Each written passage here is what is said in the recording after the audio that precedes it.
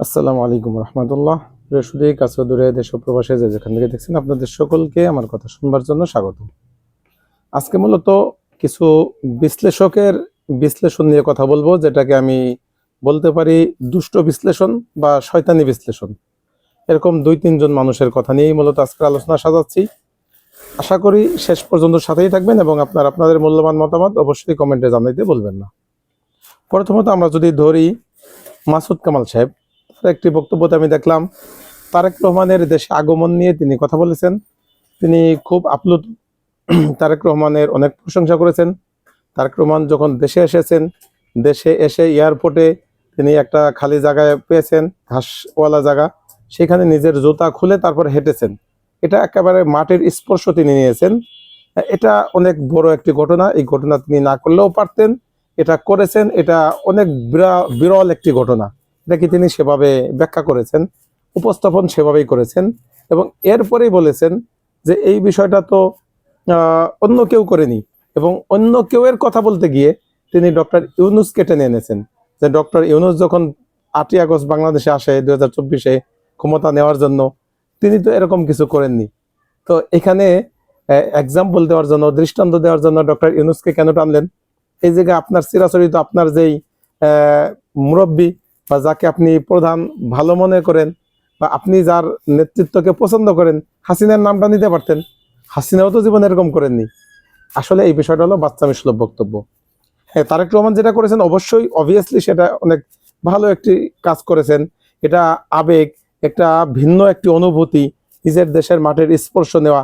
কিন্তু তারেক রহমান কেন করেছেন, এটার পিছনে মূল কারণটা কি, সেটা কি খোঁজার চেষ্টা করেছেন? তিনি যেই কারণে এই মাটির স্পর্শটা নিয়েছেন, এই কারণটা অন্য কোনো কারো ভিতরেই ছিল না।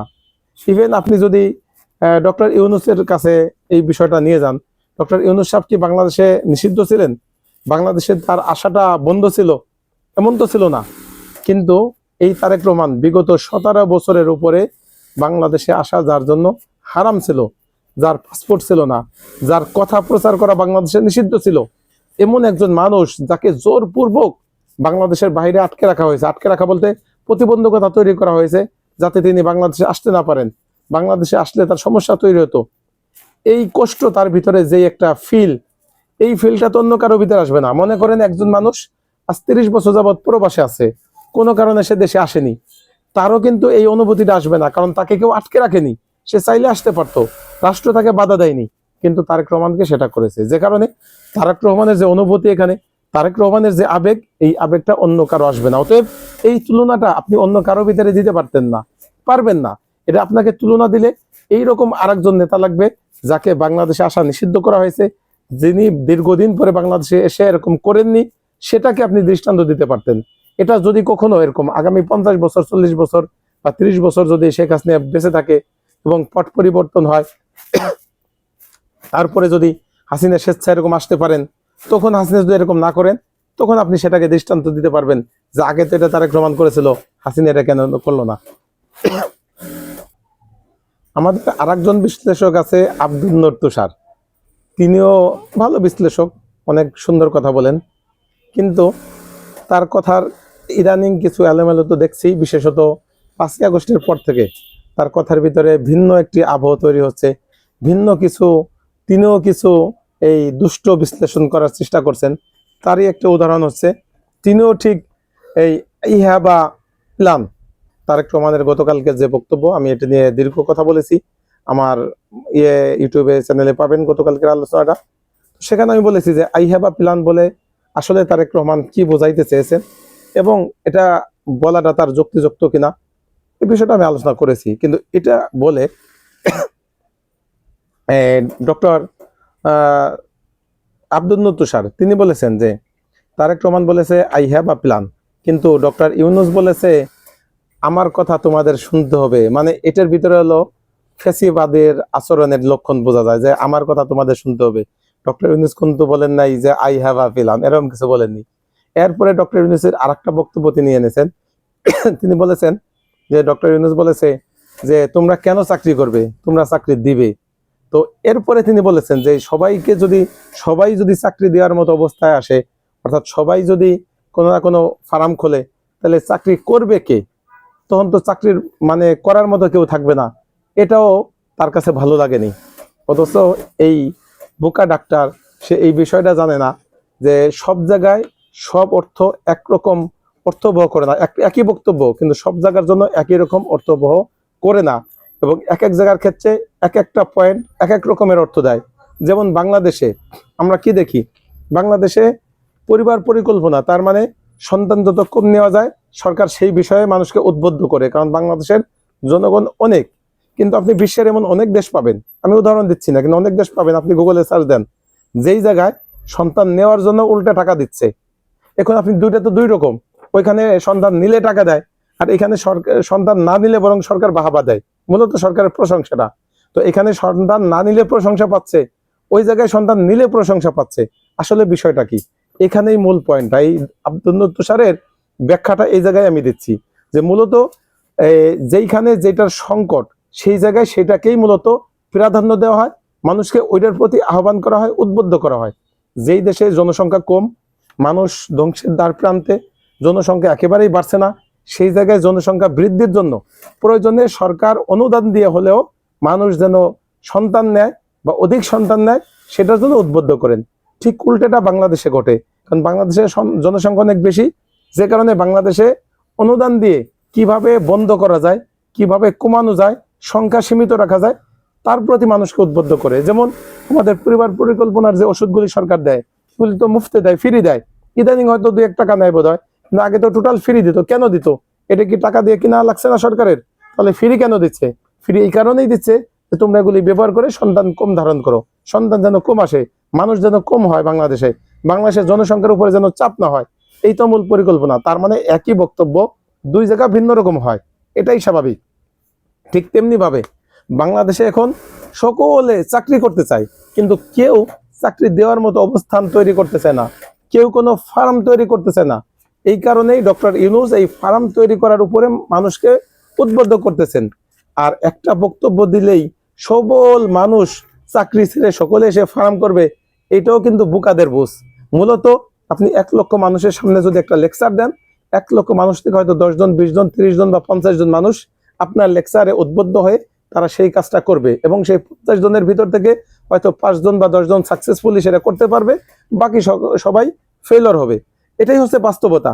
তো এখন ডক্টর ইউনূস বাংলাদেশে যেহেতু সকলেই চাকরি করতে চায়, এজন্যই তিনি উদ্বুদ্ধ করতেছেন যে তোমরা কেন চাকরি নিজেরা করবে, বরং চাকরি দিবে তুমি, তুমি ফার্ম খুলবে, তুমি পরিকল্পনা করে এক একটা নতুন নতুন এক একটা উদ্ভাবন করবে, এক একটা কোম্পানি বানাবে, তোমার কাছে মানুষ এসে চাকরি করবে। এই ডক্টর ইউনূস বলার কারণে কি বাংলাদেশে সব মানুষ এসে মানে এরকম ফার্ম খোলা শুরু করে দিছে, সকলে এসে কোম্পানি তৈরি করতেছে? সেটা তো করেনি। তার মানে আপনি এটা কিভাবে এটাকে আপনি মানে তার এই বক্তব্যটাকেও আপনার সমালোচনা করতে হবে, মানে আপনি কত বড় বিশ্লেষক আমি এটাই বুঝতেছি না। যে ডক্টর আব্দুল তুষার উনি একজন ডাক্তার মানুষ, উনি অনেক ভালো কথা বলেন, ওনার ভক্ত আমি অনেক আগে থেকে, যখন এই যে গুনগুন একটা অনুষ্ঠান করতেন রেডিওতে, তখন থেকে আমি ডাক্তার আব্দুল তুষারের কথা শুনি, আসলেই ভালো লাগে। আর এর আগে যার কথা বলছি মাসুদ কামাল, তারও কিছু আলোচনা আমি শুনি। তার আলোচনা এই কারণেই শুনি যে তিনি খুব ভালো বিশ্লেষণ করেন, সেজন্য নয়, তার আলোচনা এই জন্যই শুনি, তার কথার ভিতর কিছু সূত্র থাকে, যেহেতু তিনি অনেকদিন থেকেই সাংবাদিকতা করেন, সে কারণে সংবাদের অনেক বিষয় তার কাছে থাকে, বা তার যেহেতু অনেক বন্ধু বান্ধব আছে সংবাদ কর্মী হিসেবে, তাদের থেকে বেশ কিছু পয়েন্ট তিনি সূত্র তিনি পান, যে সূত্রে আমরা কিছু কিছু খবর আমরা পেতে পারি, সে কারণে তার বক্তব্যটা শুনি। এই হচ্ছে আমাদের দুইজন দুষ্ট বিশ্লেষক, তাদের বিশ্লেষণের ধরন বললাম। সর্বশেষ আমি আরেকটি বিশ্লেষণ দেখাবো, সেটা হচ্ছে জিল্লুর রহমান। তিনজন একই ক্যাটাগরির বিশ্লেষক, তিনজনই আওয়ামীপন্থী, তিনজনেরই আওয়ামী লীগ নিয়ে কুরকুরে নিয়ে আছে। হ্যাঁ, আওয়ামী লীগের সময় এরা কুসুম কুসুম সমালোচনা করছেন, তিনজনই একই রকম ভাবেই। আপনি দেখবেন মোটামুটি এই তিনজনের অনেকটাই মিল আছে। আওয়ামী লীগের যখন তারা বিরোধিতা করতেছে, এমন কোনো বিরোধিতা করেননি যে কারণে তাদের জেলে যেতে হয়েছে। আবার এখন ঠিক আওয়ামী লীগের পক্ষে সেভাবে বয়ান তৈরি করার চেষ্টায় রত আছেন। যেমন মাসুদ কামাল সাহেব শুরু থেকে বলছেন আওয়ামী লীগ বট গাছ পাট গাছ না, তাদেরকে উপড়ে ফেলা যাবে না, তাদের ভোটারের ভোট আপনি কই রাখবেন। আমরা দেখেছি ইতিহাসে অনেক বড় বড় দল যারা অন্যায় করেছে, অবৈধ কাজ করেছে, অপরাধ করেছে, পরবর্তীতে তারা হারিয়ে গেছে। অনেক সময় অপরাধ ছাড়াও অনেক দল হারিয়ে গেছে, বাংলাদেশেও তার ভুরি ভুরি উদাহরণ পাবেন। আপনি অতীতে যেই পুরাতন দলগুলি আছে সেই দলগুলি আপনি খোঁজেন না, কয়টি দল তার ভিতরে আপনি এখন পাবেন? এই ধানের শীষ কাদের ছিল? বিএনপি তো ছিল না। সেই দল কোথায় আস? নাই, গায়েব। তাদের কর্মীরা কই আস? তাদের ভোটাররা কই? সময়ের আবর্তে তারা হারিয়ে গেছে। এরকমই হয়। তো আপনি নৌকা নিয়ে, নৌকার কর্মী নিয়ে, সমর্থক নিয়ে, ভোটার নিয়ে এত আপনার উদ্দীপনার কারণ কি? একটা সময় এরাও হারিয়ে যাবে যদি তাদের ভিতরে সেই পজিটিভলি রাজনীতি করার মতো কোনো লোক তৈরি না হয়। এই 24-এর যে গণহত্যা করেছে তারা, এই গণহত্যার জন্য বা মানবতা বিরোধীর জন্য তারা যদি সরি বলে রাজনীতিতে না আসে, তাহলে তারা বাংলাদেশে রাজনীতি করতে পারবে না, এটা স্বাভাবিক। এবং তাদের বিচার কার্য সম্পন্ন হওয়ার আগ পর্যন্ত তারা বাংলাদেশের রাজনীতিতে একেবারেই অপ্রাসঙ্গিক। অতএব তাদের কথা বলে এখন বাংলাদেশে ভিন্ন কোনো আবহ তৈরি করা, এটা দুষ্টমি ছাড়া আর কোনো কিছুই নয়।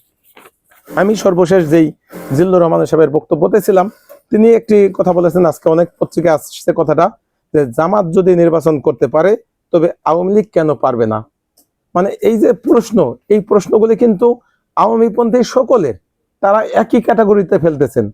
অথচ আমরা যদি দেখি যে বাংলাদেশ জামাত ইসলাম, এরা স্বাধীনতার অনেক পরে এরা সংগঠিত হয়েছে বা এই দলটা তৈরি হয়েছে, এবং এই বাংলাদেশ জামাত ইসলাম এটা কোনোভাবেই পাকিস্তান জামাতের এরা কোনো অঙ্গ সংগঠন না, বা পাকিস্তান জামাতের সাথে এদের কোনো ন্যূনতম কোনো সম্পর্ক নেই। এমন না যে পাকিস্তান জামাতের এরা একটা অঙ্গ সংগঠন, সেটা যদি হতো তাহলে আপনি পাকিস্তান জামাতের যে অপরাধ সেটা আপনি এদের উপরে চাপিয়ে দিতে পারতেন। সেটা তো না, এরা তো স্বতন্ত্র একটি সংগঠন, এবং যারা সম্ভবত 1984 সালে এদের জন্ম বা 79 সনে এদের জন্ম, তো স্বাধীনতার পরে যাদের জন্ম তাদেরকে আপনি তো স্বাধীনতার আগের যেই জামাত অর্থাৎ পাকিস্তানি যে জামাত, সেই জামাতের সাথে আপনি মিলাইতে পারেন না। যেমন ধরেন, আমি এখন বাংলাদেশে যদি একটি বিজেপি দল করি, এই বাংলাদেশের বিজেপি মানে পাকিস্তানের বিজেপি তো হবে না, সরি ইন্ডিয়ার বিজেপি তো হবে না। ইন্ডিয়ার বিজেপি আলাদা, বাংলাদেশের বিজেপি আলাদা, কারণ আমাদের দলটাই আলাদা। হতে পারে আদর্শ এক, হতে পারে তাদের মতাদর্শ আমরা সমর্থন করি, কিন্তু যেহেতু তারা স্বাধীন একটি ভূখণ্ডে রাজনীতি করে, আমরা স্বাধীন একটি ভূখণ্ডে রাজনীতি করি, অতএব তাদের অপরাধের দায় আমাদের উপরে চাপানোর কোনো সুযোগ নেই। প্রথমত এটা কথা। দ্বিতীয়ত কথা হচ্ছে, পাকিস্তানি যখন ছিলাম আমরা একসাথে, পূর্ব পাকিস্তান পশ্চিম পাকিস্তান, ওই সময় এই জামাত ইসলাম যারা তখন ছিল, অর্থাৎ পাকিস্তানের যে জামাত, সেই জামাতের মূল ভূমিকা কি ছিল? তারা কি রাষ্ট্র সরকারে ছিল? হয়তো 1-2 জন মন্ত্রী ছিল তাদের, এই তো, বা আরো কয়েকজন মন্ত্রী পরবর্তীতে তারা জামাতে যোগ দিয়েছিলেন, এই তাদের অপরাধ। কিন্তু পুরা রাষ্ট্র ক্ষমতা তাদের নিয়ন্ত্রণে ছিল না, বা প্রধানমন্ত্রী, রাষ্ট্রপতি এরা তো জামাতের কেউ ছিল না। অর্থাৎ ওই সময়ের গণহত্যার টোটাল দায়টা আপনি জামাতের উপরে চাপাইতে পারবেন না। দ্বিতীয় যে প্রশ্ন থাকে যে আমাদের যখন যুদ্ধকালীন সময়, সেই যুদ্ধের ময়দানে জামাত সরাসরি যুদ্ধে অংশগ্রহণ করেছে বাংলাদেশের বিপক্ষে, সেটা যদি হয় সেটা আপনারা প্রমাণ করেন। এই 54 বছরে এটা প্রমাণ করে কেন দল হিসেবে জামাতের বিচার আপনারা করতে পারেননি? এটা তো আপনাদের ব্যর্থতা। আমার বয়স এখন 43-44, তাহলে আমরা কেন এখনো দেখব যে এই জামাত ইসলামের এই যে নোংরা রাজনীতি, অর্থাৎ জামাতকে যুদ্ধাপরাধী, জামাতকে মানবতা বিরোধী অপরাধের অপরাধী হিসেবে এই নাটক সাজিয়ে স্বাধীনতার 54 বছর পরেও কেন এই বক্তব্যটা আমাদের সামনে আসবে? এই বিচার প্রক্রিয়াটা এখনো কেন এটি নিয়ে দাবি তোলা লাগবে? এটা তো আপনাদের বক্তব্য, এটা তো আপনাদের কাজ ছিল, স্বাধীনতার পরেই কাজ ছিল। এই ভুল যদি কেউ করে থাকে, সেটা শেখ মুজিব করেছে, এর দায় তার উপরে বর্তাবে। তারপরে যদি কেউ করে থাকে, তাহলে জিয়াউর রহমান সাহেব করেছেন, তারপরে বেগম খালেদা জিয়া, এরশাদ, সকলেই এই দোষে দোষী যদি এটা দোষ ধরে থাকেন। এখন এসে মাত্র 1-1.5 বছর আগে যেই আওয়ামী লীগ আমাদের বাংলাদেশের 1400 মানুষ, একেবারে ডকুমেন্টারি এভিডেন্স যার বিষয় আছে, অর্থাৎ জাতিসংঘের তদন্তে যেটা প্রমাণিত, এই 1400 মানুষকে হত্যার দায়ে যারা দোষী, সেই দলকে আপনি মিলাবেন জামাতে ইসলাম সেই 54 বছর আগের একটি দলের সাথে? সেটাও অপ্রাসঙ্গিক, একেবারেই অনাকাঙ্ক্ষিত। তারপরেও যদি আপনি মিলাইতে চান, তাহলে আওয়ামী লীগের বিরুদ্ধে যেভাবে এখন মামলা হচ্ছে, আপনার সৎসাহস থাকলে আপনি জামাতের বিরুদ্ধে মামলা দেন, না তো করে নাই কেউ। আপনি জামাতের বিরুদ্ধে মামলা দেন, তারা ট্রায়াল ফেস করুক, এরপরে যদি তারা দোষী সাব্যস্ত হয় তাদেরকে আপনারা নিষিদ্ধ করে দেন, কোনো আপত্তি নেই। ভাই আমি আসলে ব্যক্তিগতভাবে মাসুদ কামাল সাহেবের মতো বলতে হয় যে ভাই আমি আসলে জামাতের কেউ না, জামাতের গুণগান গাওয়া আমার এখানে কোনো লক্ষ্য না। আমার মূল পয়েন্ট হচ্ছে যে ন্যারেটিভ কিভাবে তৈরি করতেছে আওয়ামী লীগকে প্রতিষ্ঠিত করার জন্য, আওয়ামী লীগকে পুনরায় বাংলাদেশে ইস্টাবলিশ করার জন্য, নির্বাচনে তাদেরকে অন্তর্ভুক্ত করার জন্য, এই যে একটা ন্যারেটিভ, এই জিল্লুর রহমান, এই মাসুদ কামাল, এদের মাধ্যমে, এই ডাক্তার আব্দুল নূর তুষার, এদের মাধ্যমে একটা ন্যারেটিভ দাঁড় করানোর চেষ্টা করা হচ্ছে, যেটা কোনোভাবেই কাম্য নয়। এবং এই 1400 শহীদের রক্তের উপরে দাঁড়িয়ে এই বাংলাদেশে অন্তত আওয়ামী লীগ রাজনীতি করার কোনো অধিকার রাখে না। হ্যাঁ, আওয়ামী লীগ রাজনীতি করতে পারবে না ততদিন পর্যন্ত যতদিন না আওয়ামী লীগের বিচার হয়। যখন বিচার কাজ সম্পন্ন হবে, দলীয় ভাবেও যেহেতু আওয়ামী লীগের বিরুদ্ধে অভিযোগ গঠন হচ্ছে বা হবে আমরা শুনেছি, সেটা যখন শেষ হবে, নিষ্পত্তি হবে, এরপরে যদি দলগতভাবে আওয়ামী লীগ দোষ করেননি মর্মে কোর্ট থেকে আদালত থেকে সেটা রায় আসে এবং আওয়ামী লীগকে সার্টিফিকেট দিয়ে দেন যে না আওয়ামী লীগ দলগতভাবে তারা দোষী না এবং বাংলাদেশের রাজনীতি তারা করতে পারবে, তখন আওয়ামী লীগের যারা বাংলাদেশে এখনো আছে, এখনো যারা নিরপরাধ, যারা সরাসরি হত্যার সাথে জড়িত নয়, এরকম আওয়ামী লীগের যারা আছে, তারা তাদের কৃতকর্মের জন্য যদি সরি বলে যে আমাদের হাসিনা যা করে গেছে বা ক্ষমতাসীন যেই নেতারা তখন এই 2024-এ যা করেছে সেটা অন্যায় করেছে, ন্যাক্কারজনক কাজ করেছে, এই গণহত্যাকে আমরা সমর্থন করি না, আমরা এই গণহত্যার জন্য লজ্জিত এবং সরি দুঃখিত, এই কথাগুলি যদি বলে তারা রাজনীতি শুরু করে, তাহলে আমরা তাদেরকে ওয়েলকাম জানাবো। কারণ আমাদেরই তো তারা ভাই, আমাদেরই তারা আত্মীয়। এই আওয়ামী লীগ যারা বর্তমান নিরীহ আওয়ামী লীগ যারা, তারা তো অন্য গ্রহ থেকে আসেনি, তারা আমাদেরই কেউ না কেউ, আমাদেরই রক্তের কেউ না কেউ। তাহলে আমরা তাদেরকে সেভাবে দূরে ঠেলবো না। তবে ততক্ষণ পর্যন্ত তাদের রাজনীতি করার সুযোগ থাকবে না যতক্ষণ না বিচার কাজ সম্পন্ন হচ্ছে।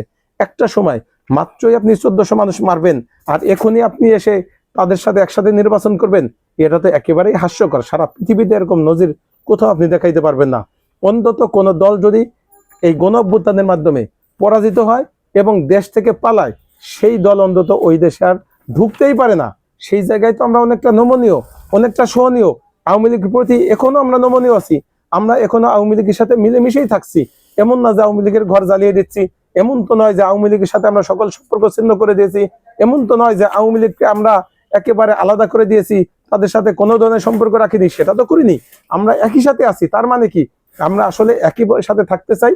তবে ওই নির্বাচনের যে বিষয়টা, সেটা নির্দিষ্ট টাইমের আগে তাদের করার কোনো সুযোগ নেই। অতএব আপনারা যত খোঁড়া যুক্তি দাঁড় করুন, যতভাবেই আপনারা একটা ন্যারেটিভ দাঁড় করানোর চেষ্টা করুন, বাংলাদেশের জুলাই যোদ্ধারা যতদিন পর্যন্ত থাকবেন, ততদিন পর্যন্ত এই আওয়ামী লীগ তাদের দলীয় বিচার হওয়ার আগ পর্যন্ত তারা রাজনীতিতে আসতে পারবেন না, এটা স্পষ্ট। আজকের মতো এই পর্যন্তই। ভালো থাকবেন। আল্লাহ হাফেজ। আসসালামু আলাইকুম রহমতুল্লাহি ওয়া বারাকাতুহু।